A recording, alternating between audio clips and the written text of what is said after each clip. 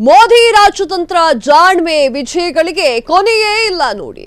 ಅಸಾಧ್ಯ ಎನ್ನುವಂತಹ ಟಾಸ್ಕ್ ಅನ್ನ ಸುಸಾಧ್ಯವಾಗಿ ಮಾಡ್ತಾರೆ ಮೋದಿ. ದುಷ್ಟರು ದುರುಳರು ಯಾವ ಬಿಲದಲ್ಲಿದ್ರೂ ಕೂಡ ಬಿಡೋದಿಲ್ಲ. ಮೊನ್ನೆ ಟೆರರ್ ರಾಣಾಗೆ ಭಾರತಕ್ಕೆ ಕರೆದುಕೊಂಡು ಬರಲಾಯಿತು. ಈಗ ಮತ್ತೊಬ್ಬ ವ್ಯಕ್ತಿಯನ್ನ ಅಥವಾ ಮತ್ತೊಬ್ಬ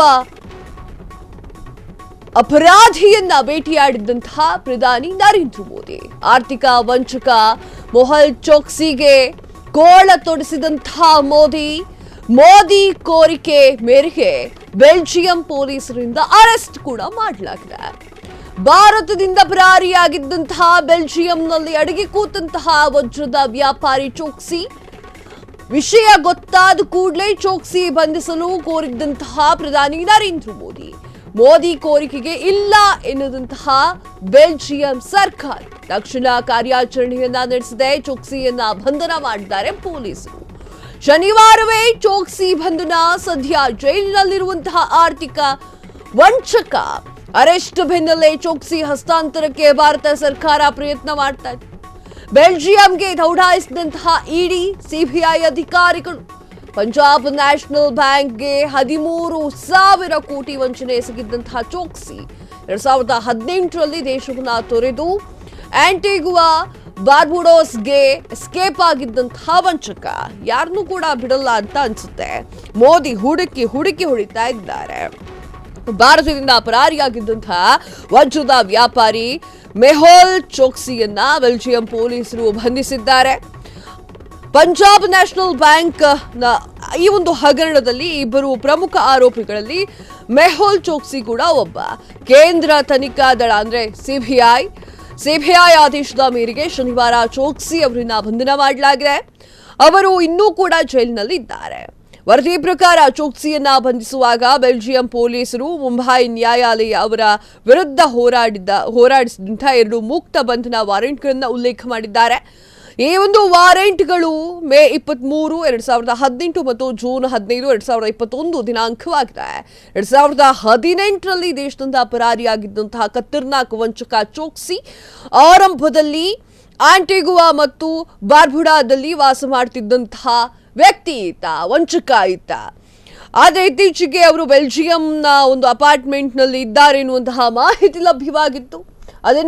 ಅವರನ್ನ ಭಾರತಕ್ಕೆ ಹಸ್ತಾಂತರಿಸುವಂತೆ ಸಿಬಿಐ ಬೆಲ್ಜಿಯಂ ಸರ್ಕಾರಕ್ಕೆ ಮನವಿ ಕೂಡ ಮಾಡಿಕೊಂಡಿತ್ತು. ಅನಾರೋಗ್ಯ ಮತ್ತು ಇತರೆ ಕಾರಣವನ್ನ ಉಲ್ಲೇಖ ಮಾಡಿ ಅವರ ಜಾಮೀನು ಕೋರಿ ನಿರೀಕ್ಷೆಗಳು ಕೂಡ ಆಗ್ತಾ ಇತ್ತು. ಚೋಕ್ಸಿ ಸೋದರಳಿಯ ಆಗಿರುವಂತಹ ನೀವಲ್ ಮೋದಿ 13,850 ಕೋಟಿ ರೂಪಾಯಿ ವಂಚಿಸಿದ್ದ ಅವರನ್ನು ಕೂಡ ಕರೆತರಲು ಸಿದ್ಧತೆ ಈಗ ನಡೆಸಲಾಗ್ತಾ ಇದೆ. ಯಾರೇ ಕೂಡ ವಂಚನೆ ಮಾಡಿಬಿಟ್ಟು ದೇಶಕ್ಕೆ ದ್ರೋಹ ಮಾಡಿಬಿಟ್ಟು ಬೇರೆ ದೇಶದಲ್ಲಿ ಹೋಗಿ ಅಡ್ಕೊಂಡಿದ್ರೆ ಭಾರತ ದೇಶ ಸುಮ್ಮನೆ ಇರಲ್ಲ ಸ್ವಾಮಿ. ಭಾರತದಿಂದ ಪರಾರಿಯಾಗಿದ್ದಂತಹ ಬೆಲ್ಜಿಯಂನಲ್ಲಿ ಅಡಗಿ ಕೂತಂತಹ ವಜ್ರದ ವ್ಯಾಪಾರಿ ಚಾಣಕ್ಯ ವಜ್ರದ ವ್ಯಾಪಾರಿ ಚೋಕ್ಸಿಯನ್ನ ಬಂಧನ ಮಾಡಲಾಗಿದೆ.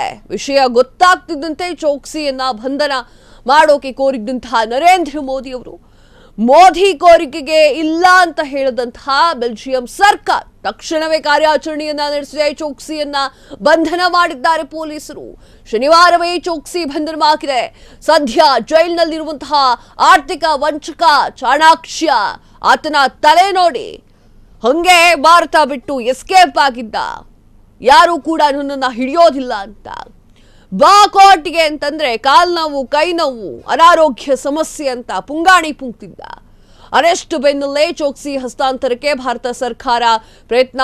ಬೆಲ್ಜಿಯಂಗೆ ದೌಡಾಯಿಸಿದಂತಹ ಇಡಿ ಸಿಬಿಐ ಅಧಿಕಾರಿಗಳು ಪಂಜಾಬ್ ನ್ಯಾಷನಲ್ ಬ್ಯಾಂಕ್ಗೆ 13,000 ಕೋಟಿ ವಂಚನೆ ಎಸಗಿದ್ದಂತಹ ಚೋಕ್ಸಿ 2018ರಲ್ಲಿ ದೇಶವನ್ನ ತೊರೆದು ಆಂಟಿಗುವಾಗೆ ಹೋಗಿ ಸೇರ್ಕೊಂಡಿದ್ದ. ಇಲ್ಲಿ 5 ಲಕ್ಷ 6 ಲಕ್ಷಕ್ಕೆಲ್ಲ ಆತ್ಮಹತ್ಯೆ ಆಗುತ್ತೆ.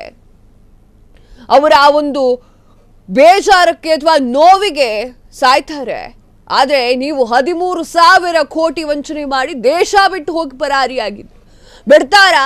ಎಳ್ಕೊಂಡು ಬಂದಿದ್ದಾರೀಗ.